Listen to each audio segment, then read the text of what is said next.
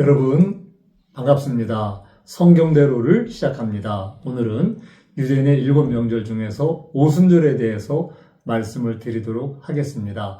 오순절은 여름에 오는 절기입니다. 초실절이 지나고 나서 49일이 지나서 50일째 오는 명절이라서 7, 49, 77절이라고도 합니다. 레위기에 보면요. 안식일 이튿날 곧 너희가 요제를 곡식단을 가져온 날로부터 세어서 7 안식일에 수유를 채우고 7 안식일 이튿날에 합하여 50일을 계수하여 새 소제를 야훼께 드리되 너희의 처소에서 10분의 2 에바로 만든 떡 2개를 가져다가 흔들지니 이는 고운 가루에 누룩을 넣어서 구운 것이요 이는 첫 요제로 야훼께 드리는 것이며 이렇게 기록하고 있거든요.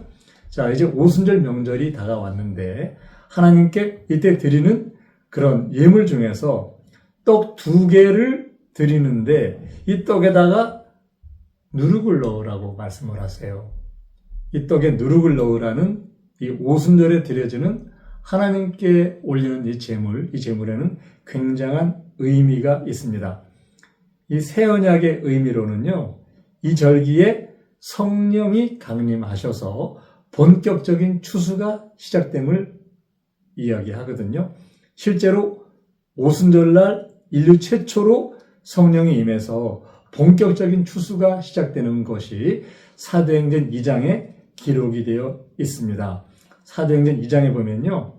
오순절이 이미 이름에 저희가 다 같이 한 곳에 모였더니 호련히 하늘로부터 급하고 강한 바람 같은 소리가 있어 저희 앉은 온 집에 가득하며 불의 혀같이 갈라지는 것이 저희에게 보여 각 사람 위에 임하여 있더니 저희가 다 성령의 충만함을 받고 성령이 말하게 하심을 따라 다른 방언으로 말하기를 시작하니라 이렇게 기록하고 있어요. 인류 역사상 성령이 사람의 마음 안에 우리 속에 임하시는 성령 강림이 최초로 일어난 그날이 바로 오순절 날이죠. 이제 오순절은 본격적인 추수가 시작이 됩니다. 밀을 추수하는 본격적인 추수.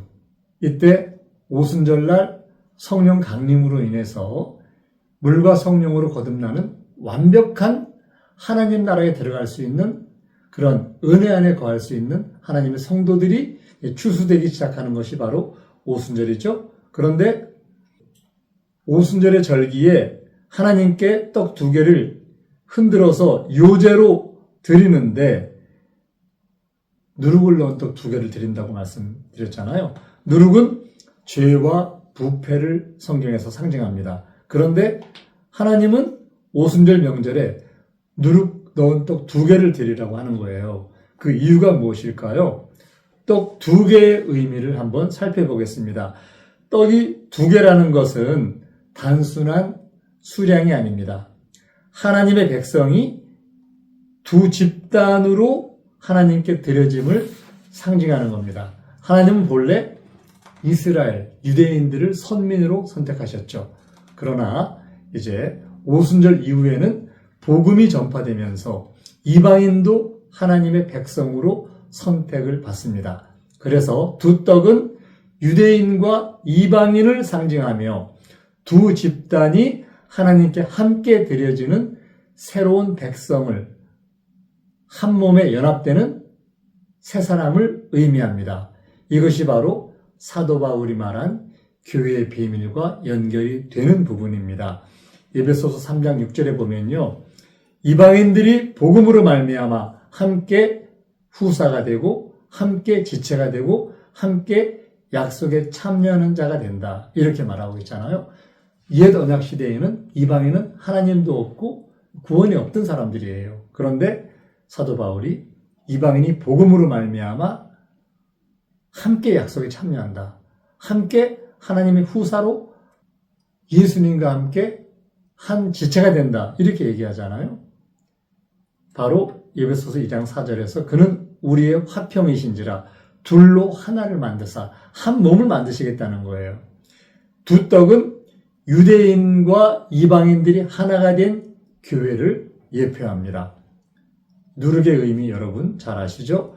누룩은 대부분 제사에서 금지되는 물질이에요. 그런데 소제나 번제에는 누룩이 철저히 들어가면 안 되는데 이제 누룩은 죄와 부패를 상징하기 때문에 하나님께 드려질 수가 없잖아요.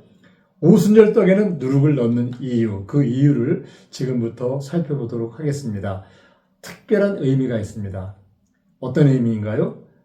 우리 모두가 오순절에 일단 하나님의 백성으로 구원에 들어가는 추수되는 그런 성도들은 하나님의 구원받는 1차 이 땅에서 영생에 들어가는 이런 성도들은 인간이지만 죄가 있는 인간이지만 하나님께서 받아들이신다는 의미예요. 이제 구원받은 사람들은 하나의 교회를 이루잖아요. 교회는 완전히 거룩한 존재가 아니에요. 하나님의 거룩함으로 나아가는 죄성을 가진 인간들이에요. 그러나 하나님은 이 죄성을 가진 인간들을 하나님께서 은혜로 우리를 받으신다는 그런 뜻이에요. 그래서 중요한 점이 있는데요. 이 떡은 제단 위에서 불로 태워서 온전히 하나님께 드리는 그런 제사가 아니에요. 번제는 온전히 태워서 전부를 드리잖아요. 그런데 누룩은 죄가 있기 때문에 아직 죄성이 있기 때문에 인간의 본성을 벗어나지 못했기 때문에 누룩이 든 재물, 새 언약의 성도들은 하나님께 태워서 드릴 수가 없어요. 그래서 오순절에 요제로 드려지는 누룩 들어간 떡 2덩이의 의미, 흔들어 드리는 이 제물은요, 아직 우리가 완전한 존재가 아니라는 교회의 본질을 보여주는 거예요. 예수 그리스도의 속죄로 하나님께 드려진 백성이지만 오순절 성령으로 거듭나 하나님께서 받으셨지만 그 속에는 누룩의 죄성이 존재하는 인간의 본성을 아직도 버릴 수 없는 그 인간의 누룩을 가지고 살아가는 인간의 모습들을 보여주고 그들을 하나님이 받으신다는 그런 의미가 오순절이에요. 로마서 7장 20절에 보면요. 만일 내가 원치 아니하는 그것을 하면 이를 행하는 자가 내가 아니요 내 속에 거하는 죄니라. 이렇게 사도 바울이 고백하고 있어요. 오호라 나는 곤고한 사람이로다. 이 사망의 몸에서 누가 나를 건져내랴. 사도 바울은요. 완벽하게 하나님의 사람으로 세워진 거듭난 구원받은 엄청난 하나님의 사명을 감당한 사도잖아요. 그런데 그가 말하기를 내 속에는 죄가 거한다. 그리고 나는 사망의 몸에서 아직까지 내가 원치 아니하는 죄를 범하는 그런 곤고한 사람이다. 이렇게 얘기를 해요. 이게 오순절에 하나님께 드려지는 두 떡의 의미예요. 유대인과 이방인이 두 덩이가 두 집단이 하나님께 드려지는데 오순절에 거듭난 구원받은 백성들은 이 땅을 살아가면서 하나님의 거룩함을 향해서 자신을 정결하게 계속해서 다듬어 나가지만 아직까지는 이 땅에서 죽을 때까지 내 몸속에 죄성이 존재하는 그런 인간들이라는 인간의 본성을 버릴 수 없다는 것을 성경은 우리에게 말씀하고 계세요. 우리는 죄를 이기고 마지막까지 하나님께 알곡으로 추수돼야 되거든요.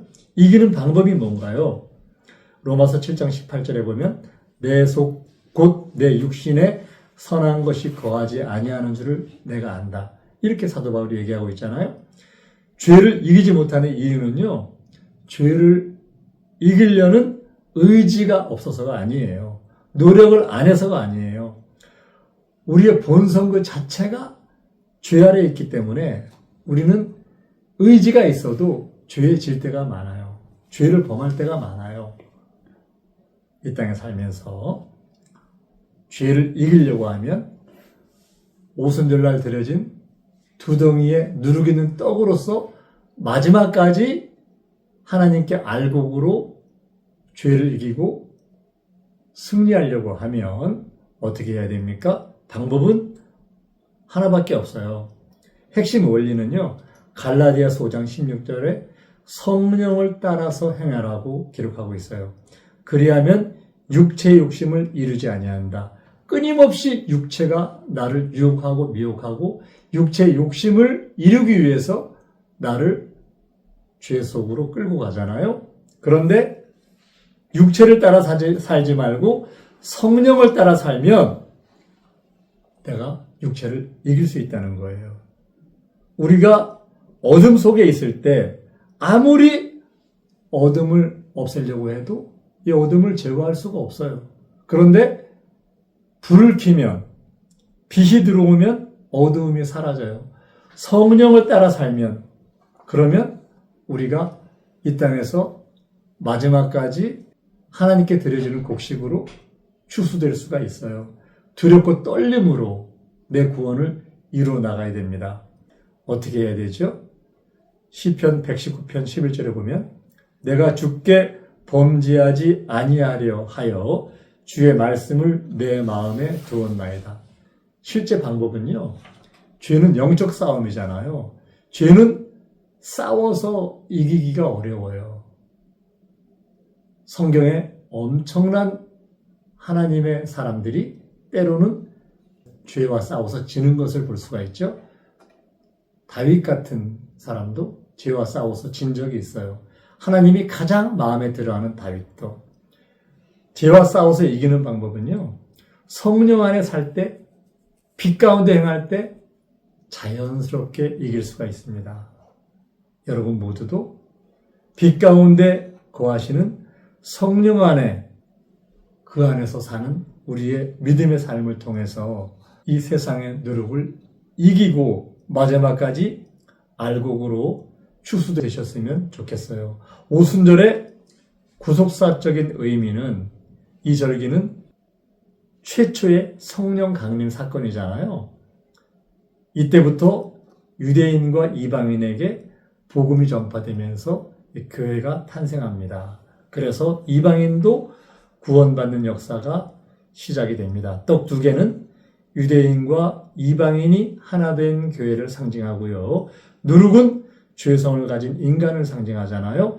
고운 가루를 가지고 떡을 만드는데 고운 가루는 하나 된 하나님의 백성을 상징합니다. 밀로 단을 묶는 첫 열매는 오순절에서 시작되는 교회를 상징하는데요. 이 규례는 오순절에 탄생할 교회를 미리 보여주는 그런 예표라고 볼 수가 있습니다. 실제로 오순절 명절 이후에 이 땅에 이방인에게도 복음이 전파되는 것을 알 수가 있습니다. 오순절 이후에 처음으로 이방인에게 고넬료에게 복음이 전파돼서 하나님께 드려지면서 오순절을 통해서 하나님께 드려지는 고운 가루로 빚은 두 떡덩이, 이 떡덩이들이 이 온 땅에 퍼지기를 시작을 합니다. 이 떡덩이들을 하나님께 흔들어서 요제로 드리는데요. 여러분 모두도 오순절에 하나님 앞에 드려지는 그런 제물들이에요. 그러나 여러분 속에는 아직까지 죄성이 남아있어요. 이 땅을 살아가면서 죄성이 전혀 없는 사람은 한 사람도 없을 거예요. 그러나 여러분들은 은혜 안에, 말씀 안에, 성령 안에, 빛 가운데 살 때 이 죄성을 이기고 마지막까지 하나님 앞에 드려지는 추수되는 은혜를 입을 수가 있습니다. 여러분 모두 이 은혜 안에 들어가시기를 예수님의 이름으로 부탁을 드립니다. 감사합니다. 성경대로